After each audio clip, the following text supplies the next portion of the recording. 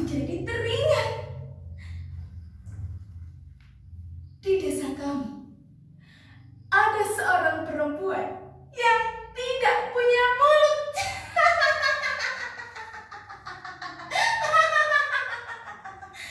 Di bawah hidungnya kosong melampau. Tidak ada bibir.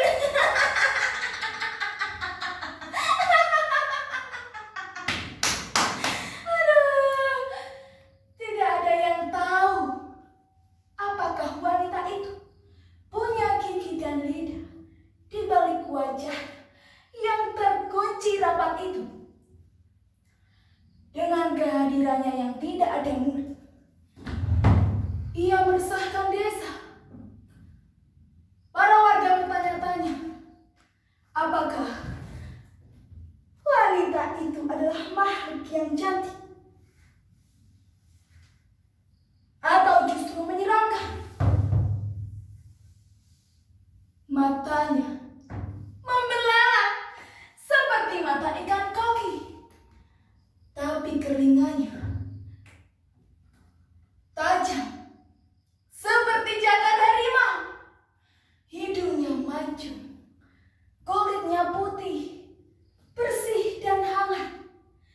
Wajah dan air mukanya itu bagi kami semua adalah sangat cantik. Bahkan kata tukang jual siomay,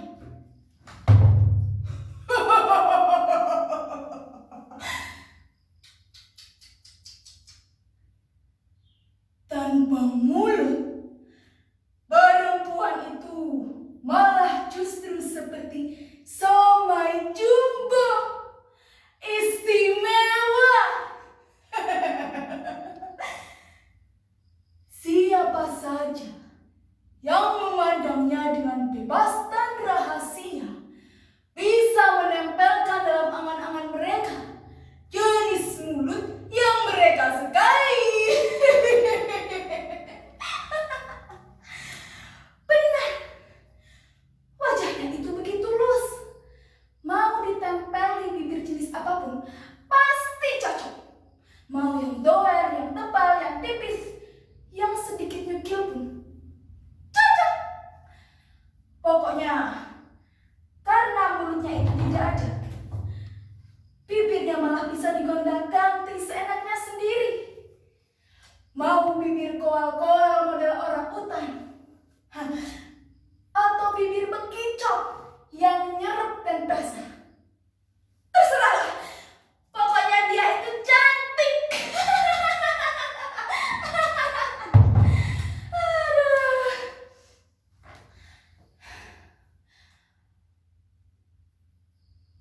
Tapi banyak juga yang bilang kalau wanita itu jelek, menyeramkan, serem.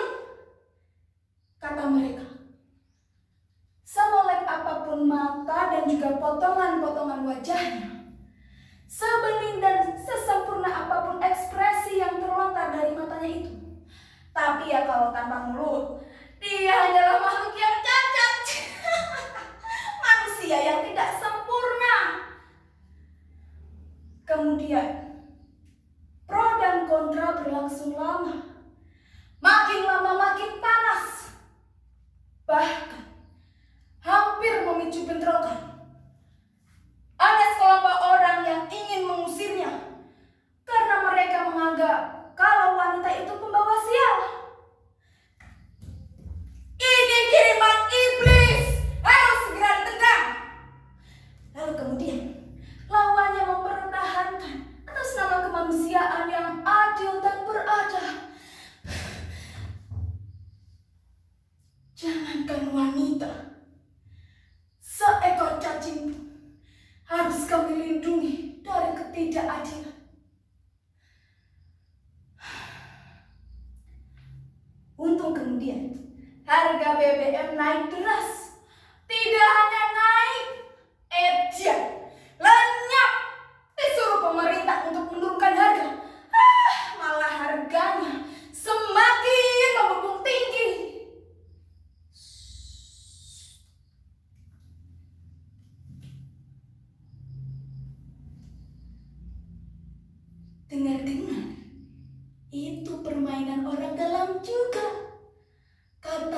ini politik untuk pemilu yang akan mereka menangkan nanti. Sebagai warga yang sudah terbiasa miskin, apalagi aku yang hanya seorang pengamen, harus terpaksa berhenti berantem perkara wanita itu. Tapi ya sudah, tidak apa-apa lah. Soalnya perlahan-lahan kami juga sudah mulai menerima. Memang awalnya kami berdebat perkara wanita itu. Tapi itulah yang membuat kami akhirnya mendekat, lalu bersatu.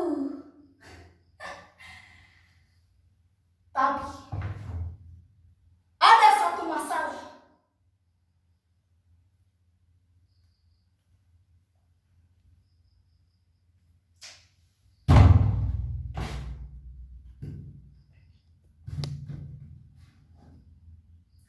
Saudara-saudara, demi menjaga keamanan bersama, siapa saja yang sudah mengganggu stabilitas, maka akan kami tindak tegas, tidak pandang bulu.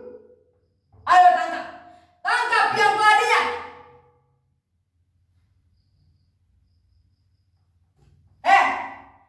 Ayo tangkap wanita itu sekarang. Hansip di desa kami sangat takut pada atasannya. Merasa petugas itu bergigi besar, buru-buru mereka menghunus pentungannya. Lalu rumah wanita itu dikepung. Lalu wanita itu diseret, dipaksa keluar. Keluar!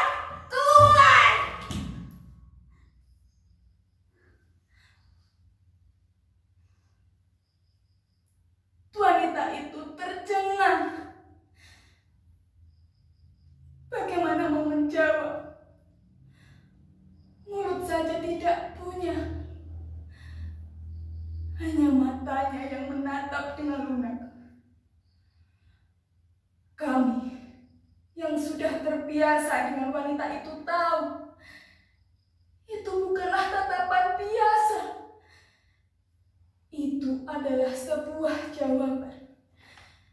Jawaban yang paling jujur.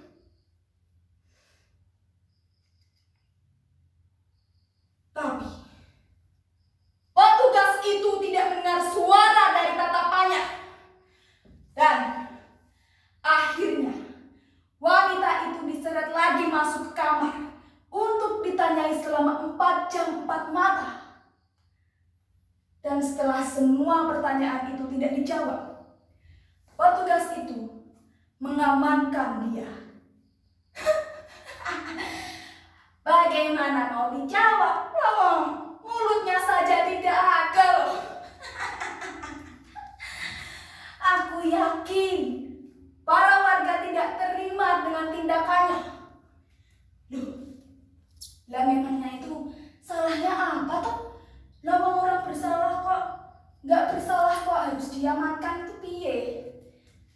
Namanya juga nasi toh Bu. Nasi piye? Kalau kamu tidak punya mulut, emangnya kamu suka?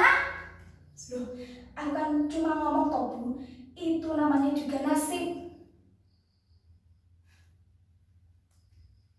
Meskipun kami tidak berani memberontak, bukan berarti kami menerima tindakan sewenang-wenangnya itu. Masa petugas saya prokem? Masa atas nama tugas bisa membenarkan semua hal yang kecil? Itu bukan petugas namanya. Itu tikus. Lama persoalan itu kami bahas. Ya, maklum toh, kami ini kan tinggal di desa kecil. Lawang ada kelapa yang disambar sama petir saja bisa kita hebohkan selama setahun. Lah apalagi kok ada kepala warga kami yang diseret petugas, bisa lebih lama lagi. Tapi kemudian harga BBM naik lagi, tarif listrik juga ikut-ikutan naik. Televisi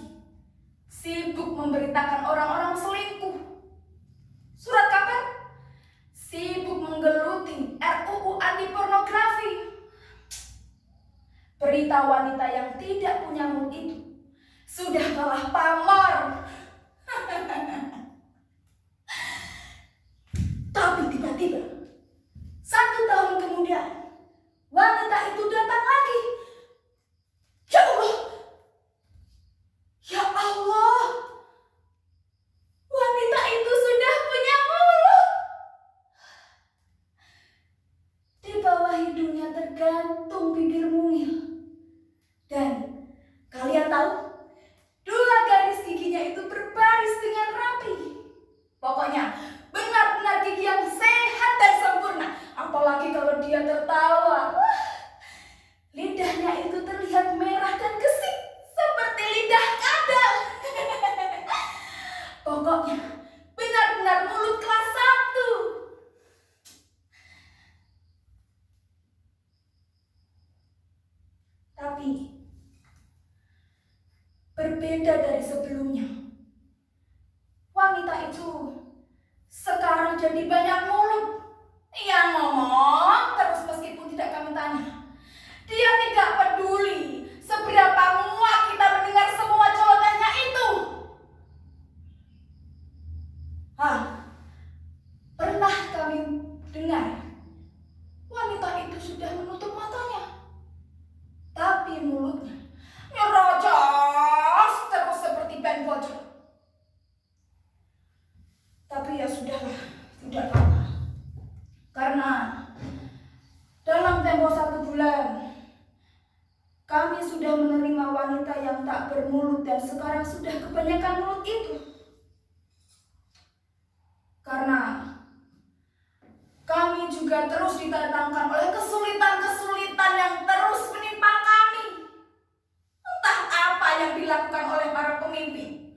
Padahal dulu waktu kampanye mereka menjanjikan surga untuk seluruh rakyat. Itu omong kosong. Untungnya nenek moyang kami selalu mengajarkan untuk lupa akan sesuatu yang datang. Mengajarkan untuk selalu menerima.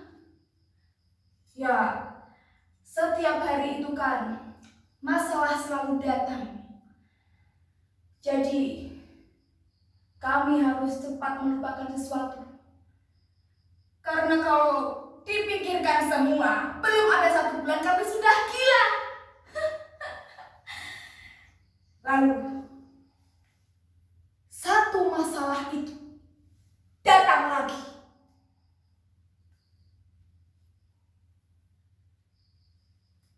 Mana wanita yang kebanyakan mulut itu? Sudah merusak citra bangsa. Masa dikasih mulut kok dibuat untuk menggosip, dibuat untuk memfitnah. Membakar-bakar itu bukan budaya orang timur.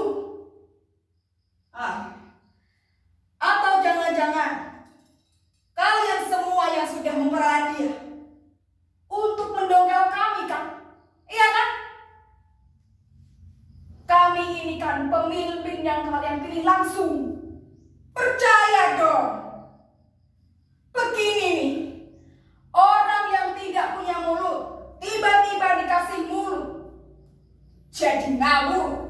Sudah, cepat amankan dia. Amankan.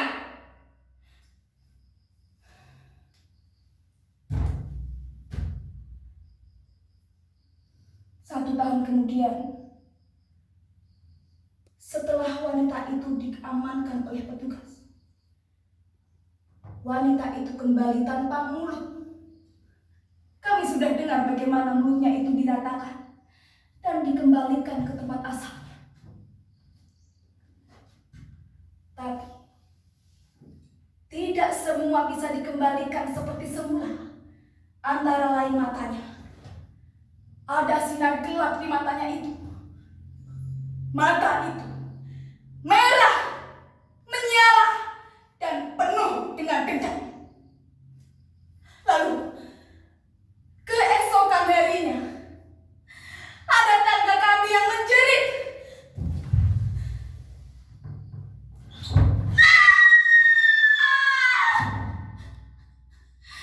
Ya Tuhan, wanita itu sudah ditemukan gantung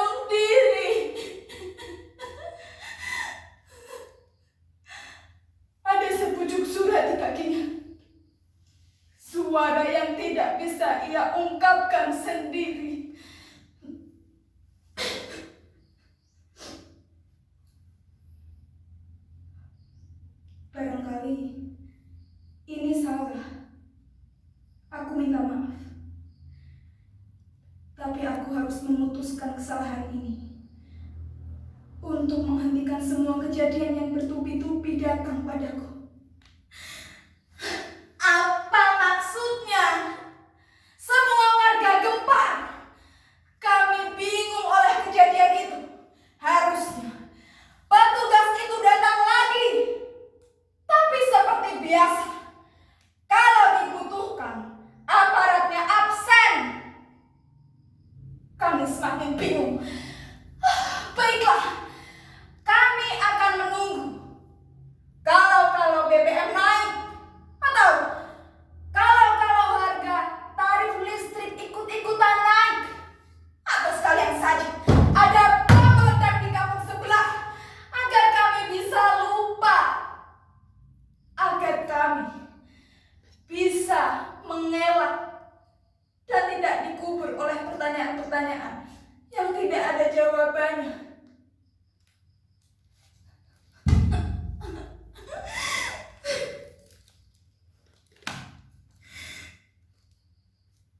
Tapi itu semua tidak terjadi. Kami terpaksa mengeluh